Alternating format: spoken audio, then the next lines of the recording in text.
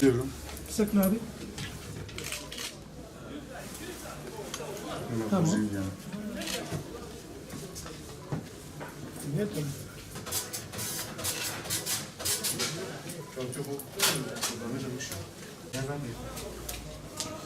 Tamam. Dolar satmıyor.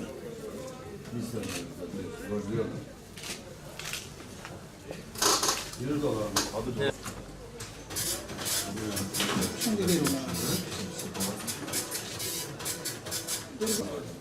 Sen geç oraya bizden. 100 mü? Nerede gitsin? Daha geçen 100 mü? Tamam. 100 dolar. 200 dolar.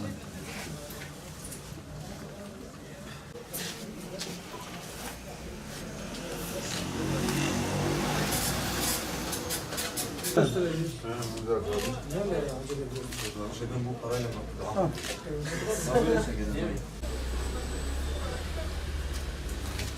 Bu akışlarını da göster.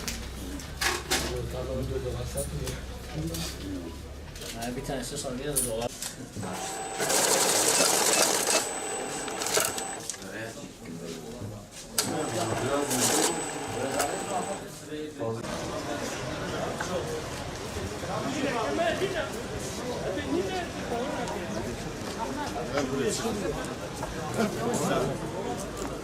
Konuşalım.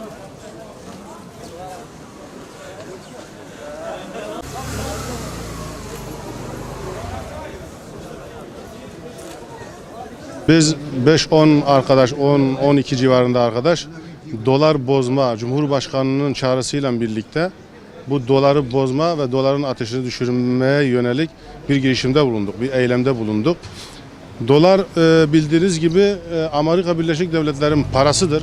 Doların üzerinde bir piramit vardır ve bu piramit deccalizmi sembolize etmektedir.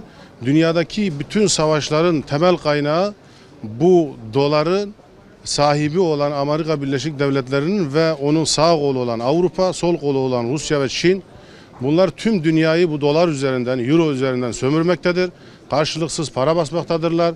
Biz de o yüzden halkımızın ekonomisini güçlendirme adına, dolardan uzaklaşma adına böyle bir eylem gerçekleştirdik. Bu eylemin tüm yurtta yayılmasını temenni ediyoruz. Dolar deyip geçmemek lazım. Dolar çünkü dünyada karşılıksız basılan tek para birimidir. Ne demektir? Bugün bizim cebimizde 100 dolar eğer var ise bu 100 dolar Amerika'ya karşılıksız kredi verme anlamına geliyor.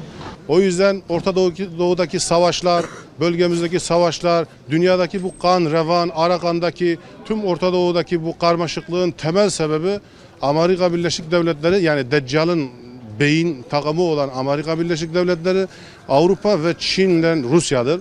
O yüzden dolayı tüm insanlığı dolardan vazgeçmeye çağırıyoruz. Şimdi 15 Temmuz'da ülkemiz üzerine bir ameliyat yapılmak istendi. Bu Batı ve özellikle Amerikan parmağının olduğunu biz biliyoruz. Şu an o darbe başarılı olmadığından dolayı o darbenin devamı niteliğinde olan bir parasal olarak bir krize sevk etmeye çalışılıyor ülkemiz. Ve biz de dün nasıl meydanlarda bu darbelere karşı direnmişsek şu an biz dövizimizi bozdurarak onlara en iyi cevabı vermeye çalışıyoruz. Sayın Cumhurbaşkanımızın çağrısıyla biz bugün safımızı belli etmek adına az da olsa biz gelip dolarımızı bozduk ve ülkemizin, milletimizin refahı, maslahatı, icabı biz bu çağrıya uyduk. Ve tüm halkımıza da darbelerin sadece silahla, tankla, topla olmadığını, yeri geldi mi ekonomik kriz çıkartmak adına, halkı birbirine düşürmek adına bu darbeler her zaman Müslüman ülkeler üzerine devam etmektedir ve Batı'nın oyunlarına, ayak oyunlarına karşı bütün halkımızı bu çağrıya kulak vermeye ve safını belli etmeye davet ediyoruz. Cumhurbaşkanı çağrısıyla herkes dolarını alıp gelip satıyor buradan. Nasıl bir yoğunluk var mı? Bayağı var bazen. Çağrısı da biraz daha yoğun var bozmaya.